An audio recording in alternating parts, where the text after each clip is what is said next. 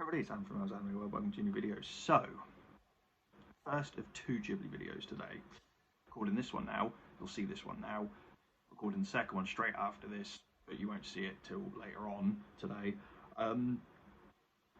So yeah, I've been seeing this around the past few days, and I'm sure if you're a Ghibli fan, then you've probably heard this as well. This is really interesting. I'm going to really quickly go through this Anime News Network article because, like I said, I'm sure most Ghibli fans are kind of aware of this already. But if you're not, I'm just going to give you the quick lowdown on this. I think this is really interesting. So it says, Hayao Miyazaki's How Do You Live film will get no trailers before release. Yes, I first heard this through Ghibliotech, who, if you don't know who they are a studio, or mainly Studio Ghibli related podcast based here in the UK. They first started out probably about 4 or 5 years ago now. And they just started with literally just talking about the Ghibli films, but now they branched out and talk about other animation projects, not just Ghibli, but that is kind of their main focus. But that's how I heard about this initially, and this must have been 2 or 3 days ago at this point that I first heard this. So here we go. I'm going to read through the article for you. So it says, if you've been wondering why you've hardly heard anything about... Hang on, let me start that again. I'll get it right. If you've been wondering why you've heard hardly anything about Hayao Miyazaki's latest feature film, How Do You Live, despite the fact that it's opening in Japan next month, Studio Ghibli producer Toshio Suzuki revealed the answer in a video interview.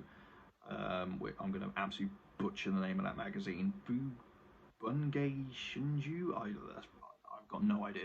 That's most probably wrong. But he basically did an interview with this magazine last week.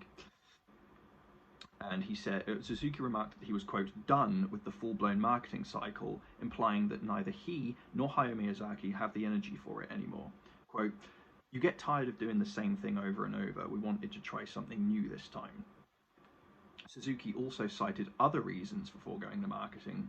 He remarked that if audiences are interested in watching something, they won't need to see trailers to be convinced of it. He mentioned that there are some films that spoil their stories through their trailers. A lot, actually.